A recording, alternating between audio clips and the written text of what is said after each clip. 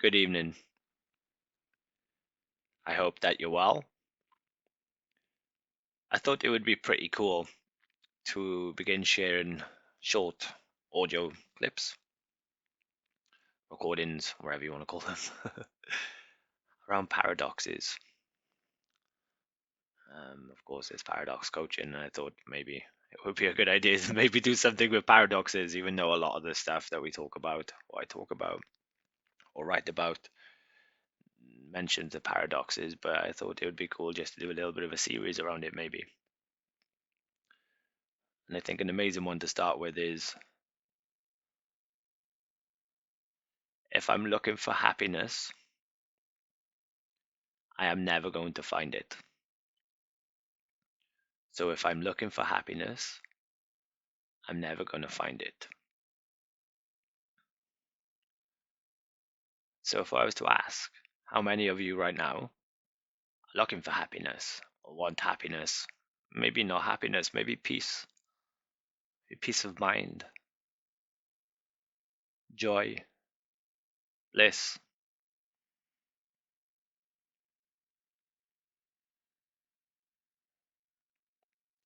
So I want you to imagine something, okay? I give you a golden nugget. Like in America, when the gold miners, I forget their names now, is it the spectators or something? And we're mining for gold, and I find this huge, amazing, and awesome gold nugget, size of my hand, and I give it to you, and I look you in the eye and say, "This is a gift. Always remember that you have it, okay?" You're like, "Okay, okay, okay, okay." So you put it in your pocket, and just the feeling, wow! It's not like a feeling that you felt before, and I'm not even sure that you can describe the feeling of having this because it's not something that you can really have. It's just here. It's just a it's almost I can't describe it. It's not a sense. It's a knowing. It's a knowing. So you have this gold nugget in your pocket. You go off, and we never see each other again. It was the last time that we saw each other. And you go through life, and you remember, that gold nugget. Where did that go? Where did that go? Where's that? Okay. So you search a house, then you search the barn, the shed, the outbuildings, you call in your family, you call in your friends, you're looking for it. You've lost this thing that made you super happy.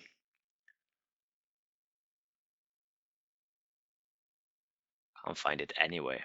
Nobody has seen it. So you sit down, you take a breather, and you create an action plan of attack. Where am I going to find this happiness? Okay, so you get out the map, you plot some locations of where you would want to go to see if you remember the gold nugget being there. See if you remember being happy there. You dot out all of this, create a bucket list. It's not full of gold though.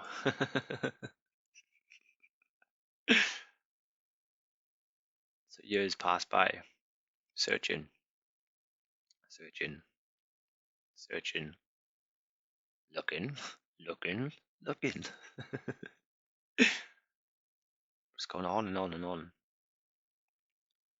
It's never ending. Imagine walking around on a circle, and the circle had 10-foot walls around it, each side. How long before you go nuts? You can see that so simply, can't you? That's very clear. I put you into a loop with a 10-foot brick wall and ask you to walk around in it, and you're like, "Why?" And just, yeah, just do it. Go on, walk around. How long before you lose your absolute mind? But you can see the insanity of that one because it's very visible. It's you can touch it. It's very in your face. It's Other things that exist are much more subtle, much, much more subtle. Try to describe it sometimes. It's like it's so subtle, and it's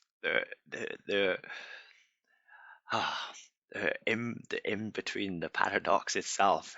It's like a knife edge. That's where the realization is, right in the middle.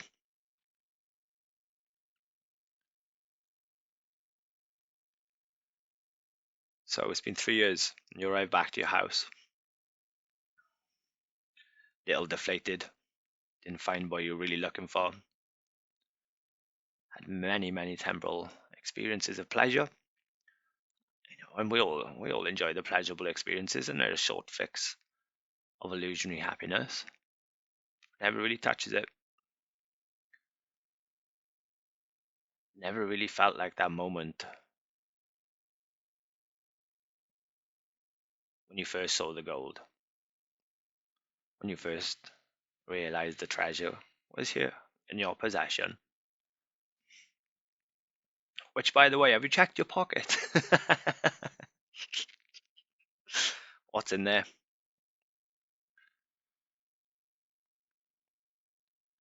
It didn't really go anywhere. You maybe even asked the question or thought about this question as the story went through. But it was always there. It's just our attention or our focus wasn't. We forgot about it. That feeling, that sensation, that knowing is the better word. It's not even a feeling. It's that knowing, I know it was here. I know it's here.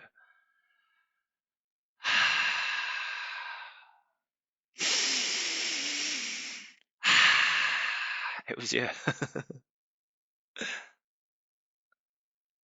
For all that looking, all that searching, sometimes it's best just to call that search off. How quick before you call the search off in the brick wall, circle brick wall? How quick before you give up on that one? How quick before you jump out to the side and realize what's going on? Realize the truth and the loop that you're walking around in comparison to how long you search for happiness or for peace. There's no comparison.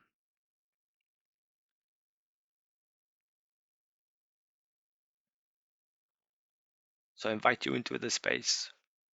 You realize, remember, and recognize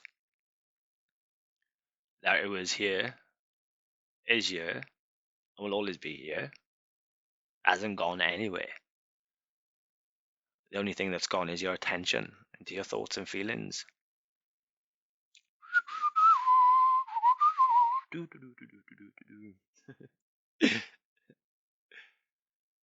then on a really bad day, it's really gone. Super gone. That's kidding. It's always here. It's untouched by it, see? It's like, does the ocean get affected by the waves? Or are the waves affected by the ocean? I don't know. What does all happen within the ocean? I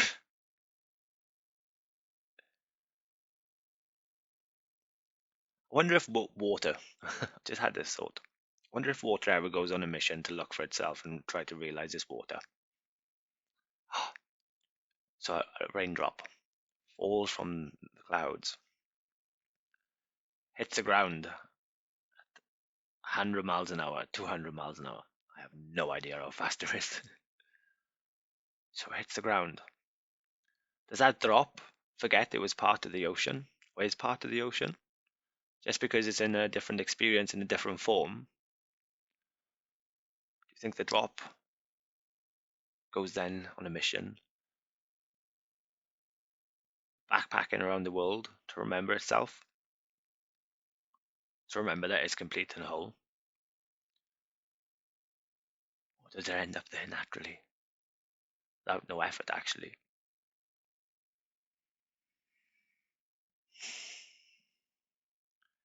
Take the responsibility away from trying to be happy, trying to be peaceful. Remove the job description. It's not needed.